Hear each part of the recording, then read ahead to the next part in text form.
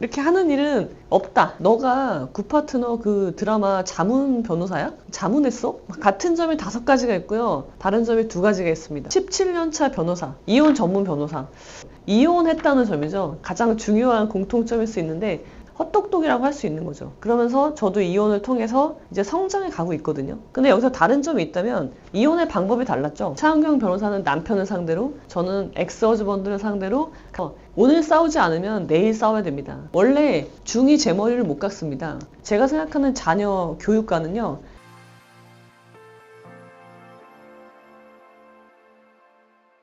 최근에 많이 인기가 많은 드라마죠. 굿 파트너라는 드라마를 보고 제가 원래는 그 법정 드라마를 좋아하지 않아요. 좋아하지 않는다는 거는 잘 보지 않는다는 이야기겠죠.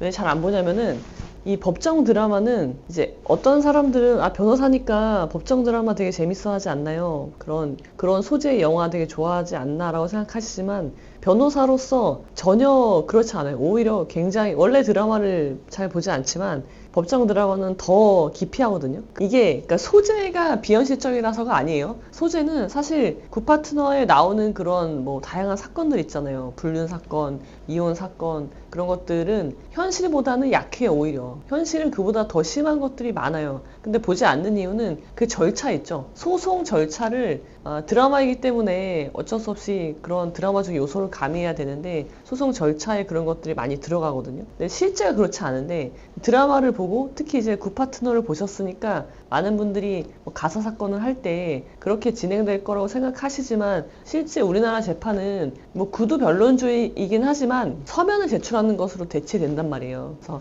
한 재판이 5분에서 10분 그 정도면은 끝나기 때문에 이제 처음 경험하신 분들은 놀라죠. 아니 이렇게 그러니까 가장 놀라운 거는 짧은 시간에 엄청나게 많은 재판을 해야 된다는 거거든요. 그래서 내 사건을 판사님이 알고나 있을까? 그런 의구심이 들지만 걱정하지 않으셔도 되는 게 서면으로 다 진술이 대체되기 때문에 그런 시스템이거든요. 우리나라 법은, 우리나라 소송은요. 근데 이제 드라마에서 그렇게 법적인 치열한 공방과 상대방 변호사끼리 이렇게 막 일어나서 법대에 나와가지고 여기까지 나와가지고 이렇게 하는 일은 없다. 네, 없기 때문에 그런 점이 비현실적이라서 제가 별로 좋아하지 않는다는 거예요. 그런데 굿파트너를 리뷰를 하려는 이유는 무엇이냐면 이제 저는 굿파트너를 이렇게 꼼꼼히 보진 않았는데 주변에서 사람들이 혹시 제 친구들 너가 굿파트너 그 드라마 자문 변호사야? 자문했어? 막 그런 식으로 물어보더라고요. 그래서 한두 명이 아니라 여러 사람이 물어봐서 이게 왜 그러지? 그러니까 왜 그렇게 생각하냐고 제가 평소에 하는 말이 드라마의 대사로 많이 나오더라. 그 차은경 변호사가 주인공이잖아요. 그래서 제 상황이랑 너무 비슷하다는 거예요. 그 설정 자체가. 그리고 대사나 말하는 거 그런 것들이 제가 평소에 하는 말, 뭐 유튜브에서도 하는 말들이 있잖아요. 그리고 친구들 사이에서 하는 말 그런 말이랑 너무 비슷하다고 이야기를 하도 많이 들어서 그래? 한번 그럼 궁금해서 보자 어떤 식으로 전개가 되는지 그래서 이제 굿파트너를 보게 된 거예요. 근데 기존의 그 변호사의 생각을 깨는 그런 대사들이 많이 있더라고요. 굿파트너를 좀 보게 됐습니다. 되게 재밌는 드라마라고 생각하고요. 오늘 제가 여러분들에게 드릴 말씀은요. 굿파트너에 나오는 차은경 변호사와 저를 비교하는 거예요. 그래서 제가 뽑아봤는데 같은 점이 5가지가 있고요. 다른 점이 2가지가 있습니다. 그리고 마지막 하나는 그 차은경 변호사가 기존에 있던 법인을 나와서 기존에 있던 로펌을 나와서 새롭게 시작하는 그런 내용으로 이제 마무리가 되잖아요. 그래서 앞으로의 포부 그런 내용으로 한번 저에 대한 인터뷰를 해보려고 합니다. 한 번도 해본 적이 없거든요. 오늘은 저에 대한 인터뷰를 해보도록 하겠습니다. 그래서 장소도 이렇게 저의 사무실로 일부러 선택을 했고요. 자, 먼저 같은 점을 한번 볼게요. 자, 첫 번째, 17년차 변호사. 차은경 변호사가 17년차 변호사잖아요. 변호사로서 17년차라면은 거의 뭐 가장 물이 올랐다. 그렇게 볼 수 있죠. 경험도 많이 하고, 사건 경험도 많고, 인생 경험도 많고, 그런 것들이 합쳐져서 나이로 보면은 40대 후반부터 50대까지인 것 같아요. 그러니까 가장 물이 오르고 가장 예리하고 가장 잘 다듬어진 그런 상태라고 봐요. 17년차. 근데 마침 저도 17년차 변호사. 그러니까는 저희 연수원 2년을 빼면 2년까지 포함하면 19년차지만 연수원 2년을 빼면 저도 17년차 변호사라는 점이 같습니다. 그다음에 두 번째 같은 점은요. 이혼 전문 변호사.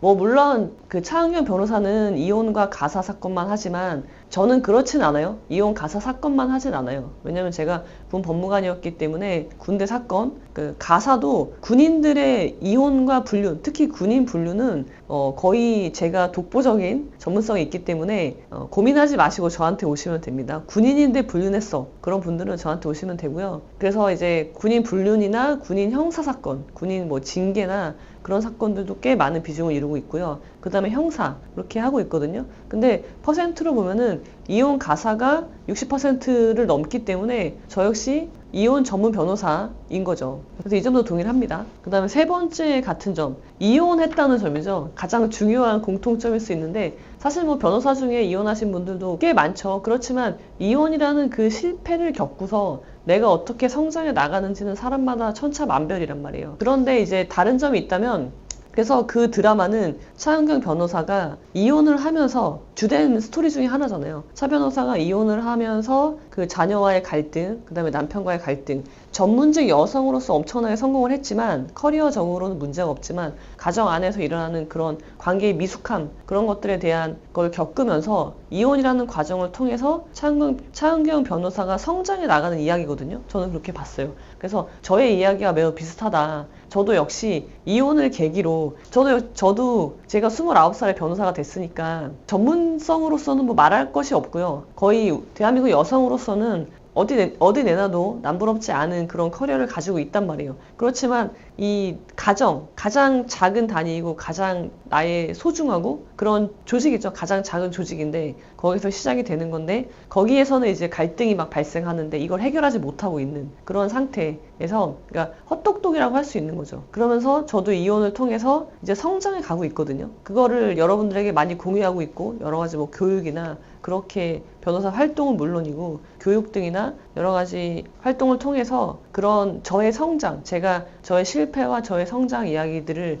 많이 해드리고 있는데 그런 면에서는 동의를 해요. 근데 여기서 다른 점이 있다면 이혼의 방법이 달랐죠. 차은경 변호사는 소송을 했어요. 남편이 바람을 폈기 때문에 이혼도 해야 되지만 위자료 청구도 해야 되고, 그러니까 상간에 대한 책임을 물어야 되잖아요. 그 다음에 양육권을 서로 주장했기 때문에 양육권 분쟁도 있었고, 그래서 어쩔 수 없이 소송으로 이혼을 해야 됐지만 저는 소송 이혼하진 않았어요. 왜냐면 저희는 결혼 7년 차에 이제 이혼을 했는데 아이들에 대한 양육권 합의가 됐고요. 그다음에 재산은 나눌 게 없었고요. 사실 그게 컸죠. 나눌 재산이 없었다는 거. 그렇기 때문에 합의 이혼이 잘 됐어요.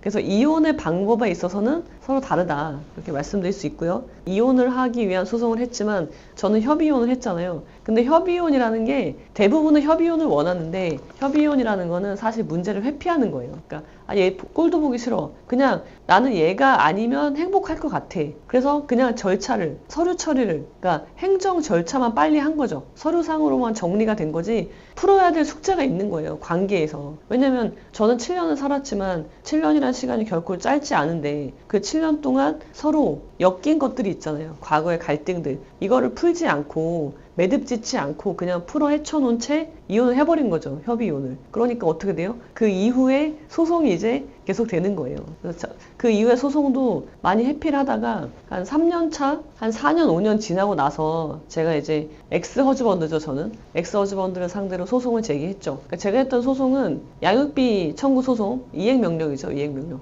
양육비가, 밀린 양육비가 꽤 됐기 때문에 당시에 거의 1억에 가까웠기 때문에 지금은 더 되죠. 지금은 거의 2억에 가까운 돈이 되어 있는데 양육비 이행명령 청구했고요. 그 다음에 면접교섭에서 문제가 좀 굉장히 많았기 때문에 면접교섭에 관련된 소송이 있었단 말이에요. 그래서 전남편, 차은경 변호사는 남편을 상대로, 저는 엑스허즈번드를 상대로 각자 소송을 진행했다는 점에서는 또 동일하다고 할 수 있어요. 같은 점이다. 근데 여기서 한 가지 말씀드리고 싶은 거는 이 전남편을 상대로, 남편이든 전남편이든 간에 그 배우자를 상대로 소송을 한다는 게 여러분 진짜 힘든 일이에요. 그렇기 때문에 피하고 싶고 절치를 하지 않고 매듭을 짓지 않고 그냥 이렇게 버리고 싶은 거죠. 보고 싶지 않은 분들이 굉장히 많은데 직면하셔야 돼요. 직면해서 그 문제를 풀어야지, 매듭을 지어야지 그러니까 관계죠. 저 사람과 나의 관계에 매듭을 지어야지 내가 앞으로 나아갈 수 있거든요. 그래서 여러분들이 두렵고 싫지만 싸울 때는 싸우셔야 돼요. 우리 인생에는 여러 가지 때가 있어요. 뭐 성장할 때,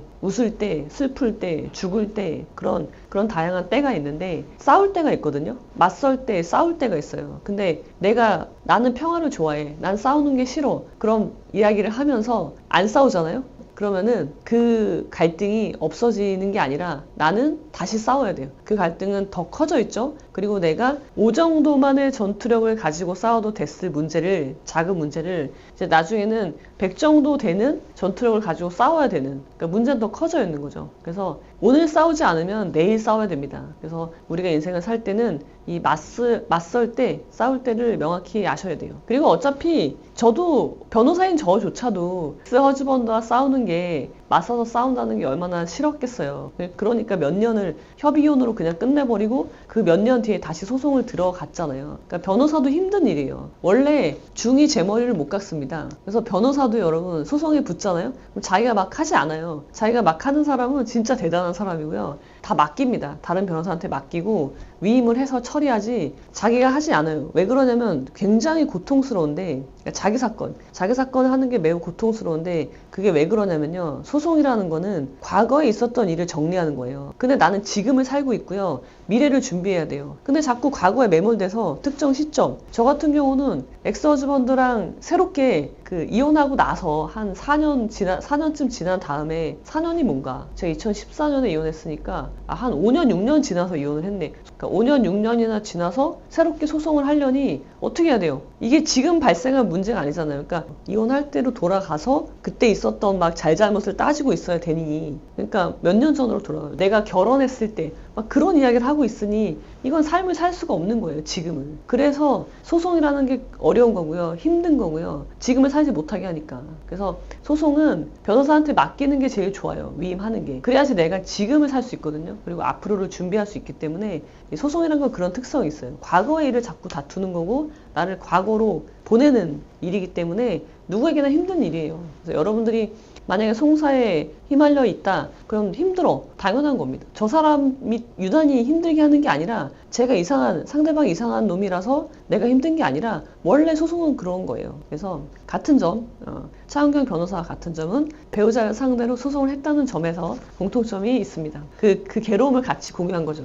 그 다음에 같은 점은요, 당연한 이혼의 결과겠지만 돌싱 맘이 된 거죠. 저도 돌싱이 됐고 차은경 변호사도 이제 돌싱이 됐잖아요. 그러면서 발생하는 문제가 뭐냐, 자녀와의 관계죠. 자녀 교육. 제가 강조하는 거는 이혼 후에 자녀와의 관계를 어떻게 설정할 것이냐, 이거 굉장히 중요하거든요. 그러니까 이혼은 하면 돼요. 이혼은 어렵지 않아요, 여러분. 여러분 이혼을 어려워하시는데 이혼은 전혀 어렵지 않습니다. 여러분들이 이혼할 거예요 라고 마음만 확고히 정하면 나머지 절차는, 방법은요, 협의, 조정, 아니면 소송, 요 3개밖에 없어요. 그리고 이 3개 중에 하나로 하면 이혼은 돼요. 근데 자꾸 이혼을 빨리 하고 싶어요, 협의혼 하고 싶어요, 그렇게 절차를 잡고 정하시니까 당연히 상대방이 이혼 안 해주면 나 이혼 못해요 라고 또 주저앉고 그렇게 되는 건데, 이혼에는 힘을 뺄 필요가 전혀 없어요. 더 중요한 건 뭐냐면, 이혼을 내가 하는 이유는 결국은 내가 행복하기 위해서잖아요. 그리고 내 자녀가 행복하기 위해서 이혼을 하는 건데, 이혼하고 나서의 삶을 준비해야지 이혼에 매몰되어 있으면 안 돼요. 그리고 변호사 선임해서 하면 되는 거예요, 이혼은. 근데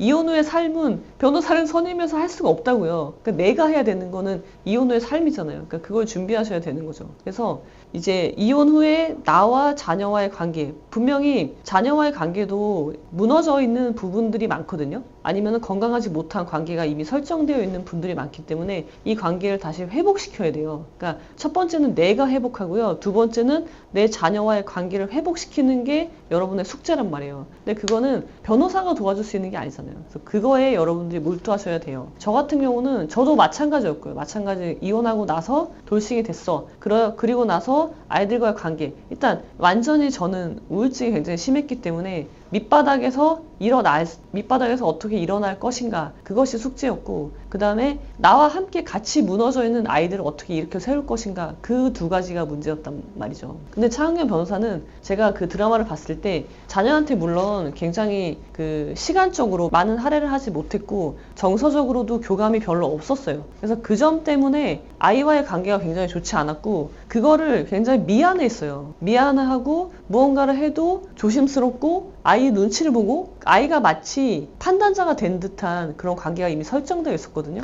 그래서 그거는 매우 잘못되어 있는 거예요. 그래서 그거를 여러분들이, 그러니까 저는 제가 생각하는 자녀 교육과는요, 부모는요 자녀보다 항상 위에 있어야 돼요. 그러니까 미성년 자녀는요 부모가 교육을 시키고요, 양육을 하고요, 훈육을 하는 거예요. 훈육이라는 거는 이미 내가 부모가 위에 있어야 되는 거예요. 그러니까 부모는 권위가 있어야 된다는 거죠. 아이랑 이렇게 친밀하고 친한 관계의 부모 좋지만, 그렇다고 해서 이 위계 질서가 절대 무너지면 안 돼요. 그래서 저도 이제 이혼을 하고 돌싱이 됐지만 아이들한테 절대 미안하다 그런 말 하지 않거든요. 이거 못해줘서 미안해, 아빠를 뺏어서 미안해, 그러니까 너네한테 좋은 가정을 만들어주지 못해서 미안해, 그런 말을 하지 않아요. 왜냐하면 그게 아니기 때문에. 그래서 이 부분에 대해서는 제가 그 다른 영상에서 설명을 드릴게요. 이혼하고 나서 부모와 자녀와의 관계 어떻게 이걸 설정할 것이냐, 그러니까 나와의 관계도 마찬가지지만 이혼한 전 배우자와 자녀들의 관계를 어떻게 설정해 줄 것이냐,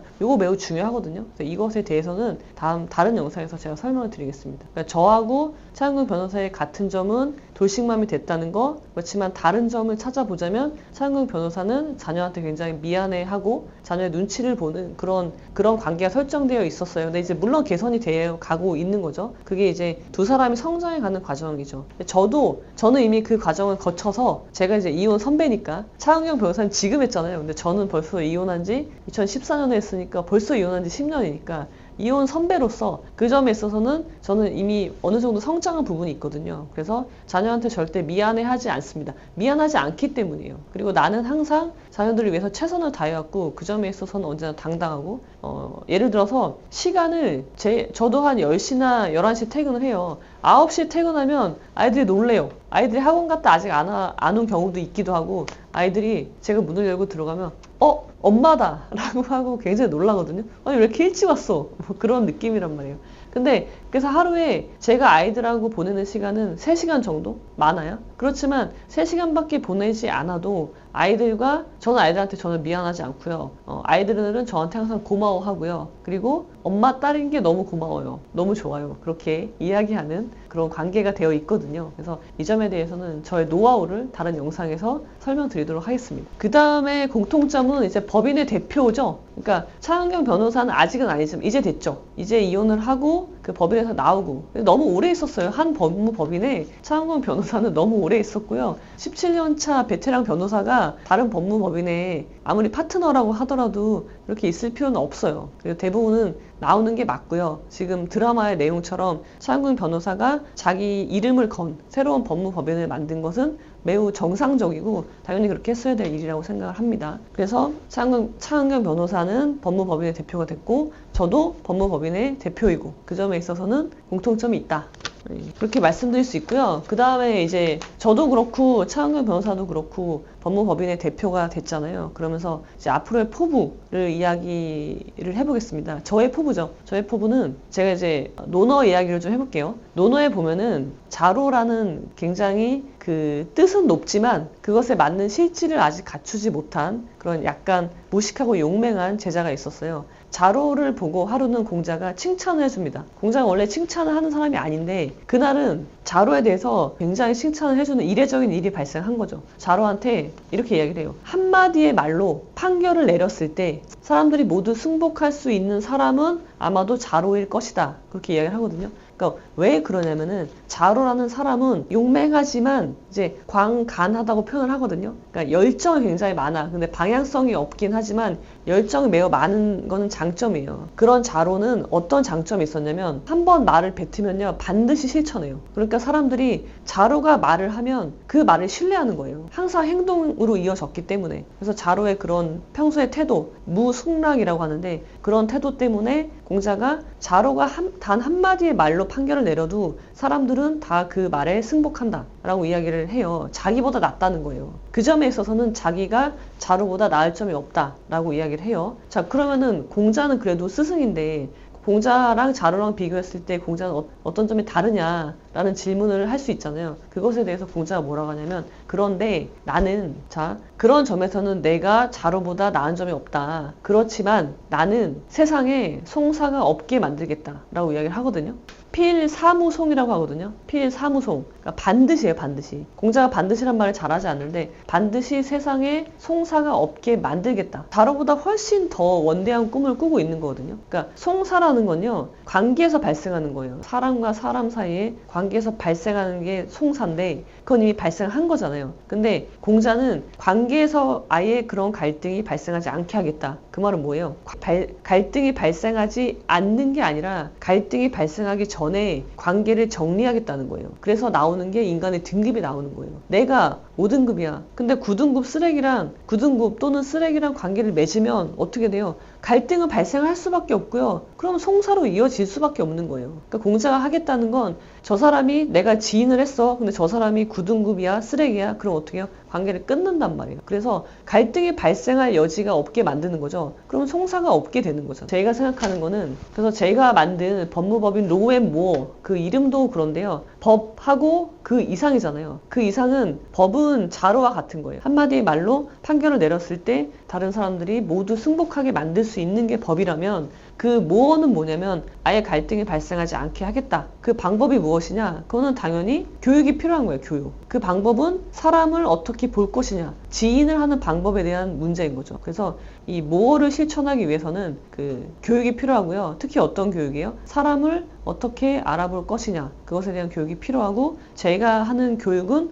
아류 논어라고 해서 논어, 공자의 말에서 갖고 와서 다른 사람을 알아보는 눈을 키우는, 지인하는 방법을 키우자는 거죠. 그래서 지인을 하기 위해서는 나를 먼저 알아야 돼요. 나를 먼저 알아야지 상대방을 알 수 있는 거예요. 그래서 이런 전반적인 문제들, 그러니까 법보다 훨씬 더 중요한 거예요. 지금의, 제가 아까 말씀드렸잖아요. 이혼은 할 수 있어요. 이혼은 못하지 않아. 상대가 안 해줘요.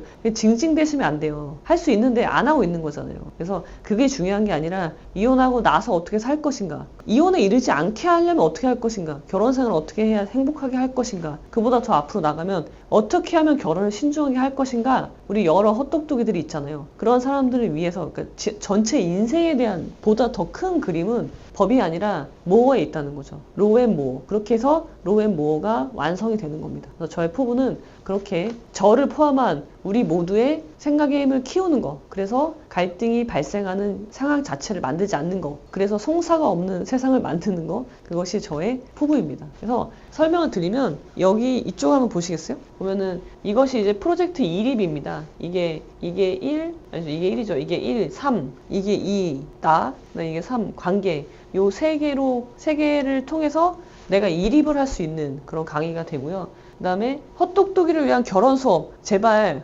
내가 무엇을 감당할지도 모르면서 나는 잘할 거야, 나는 행복할 거야, 그런 막연한 기대만으로 결혼하시면 안 돼요. 법률론이잖아요. 종신계약을 체결하는 건데 내가 체결하는 계약이 뭔지는 아셔야 돼요. 그래서 이 헛똑똑이를 위한 결혼 수업도 있고요. 그 다음에 징징이를 위한 이혼 수업. 제가 이혼 안 해줘요.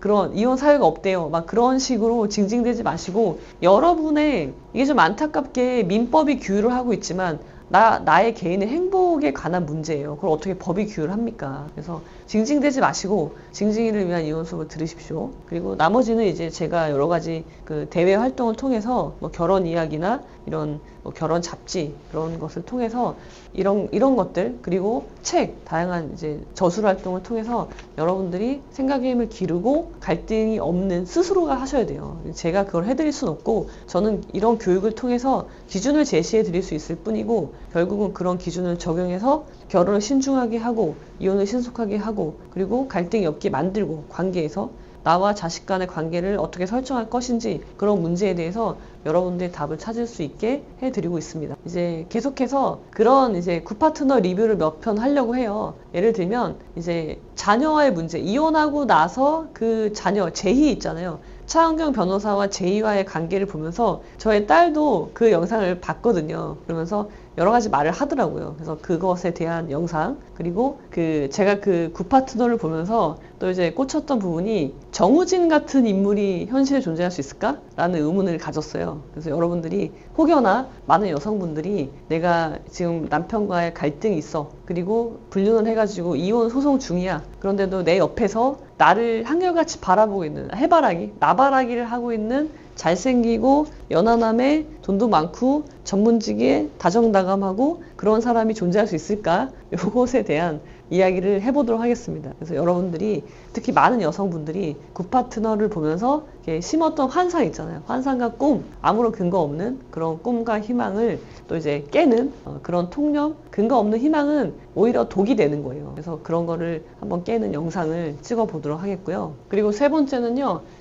차은경 변호사의 남편이죠. 김지상과 불륜을 한 상대, 최사라. 그 두 사람과 관련된, 그러니까 불륜이죠. 불륜 이슈를 가지고 한번 영상을 찍어 보려고 합니다. 김지상은 자신의 불륜의 정당함을 막 부여하는데, 이건 불륜한 사람의 종특이에요. 나는 불륜은 할 만한 이유가 다 있다는 거죠. 그래서 그런 이유, 불륜한 사람, 불륜한 배우자의 관점에서 한번 살펴보고, 그 다음에 그 상간녀, 최사라에 대해서 이 여자는 왜 불륜했을까? 아니 뭐 남부러울 게 없잖아요. 변호사에 뭐 예뻐, 그거 뭐 기준이 다 다르겠지만, 그 다음에 젊어. 아니 뭐가 아쉬워서 그 유부남이랑 바람을 피느냐. 유부남이 의사라서? 유부남이 돈이 많아서? 그 점에 대해서 두 가지 관점에서 한번 불륜한 사람의 심리 상태, 그리고 법적인 처리, 그렇게 해서 영상을 찍어 보도록 하겠습니다. 그러니까 앞으로 굿파트너를 가지고 세 가지 주제로 한번 더 심도 있는 이야기를 나눠보도록 하겠습니다. 추석 연휴 동안 여러분 아는 변호사의 굿파트너, 아는 변호사의 차은경 변호사와 매우 닮은 아는 변호사의 굿파트너 리뷰 함께 해주시기 바랍니다. 안녕하십니까? 네, 안녕하세요. 우리가 영상을 어디서 찍을까 보면은, 여기는 너무 지저분하고 스튜디오인데, 여기도 괜찮은데, 그죠? 여기도 괜찮은데, 여기나 여기 앉아서 찍어도 되는데 별로 이제 배경이 좋지 않으니까 저쪽으로 가시는 게 좋겠네요. 결국 회의실로. 자, 여기서 이야기를 좀 나눠보시겠습니다. 아버님, 이거 뭐예요? 이거는요, 제가 이제 아침마다 마시는 저의 루틴인데요. 목을 많이 쓰기 때문에 도라지입니다, 도라지. 도라지 물을 마시고요. 마실게요, 일단. 물을 마셔야 되고요. 이거는 비타민입니다. 제가 유일하게 마시는 영양제? 이거 하나 유일하게 먹고 있고요. 비타민, 이렇게 타서 먹는 비타민인데요. PPL 아니고요.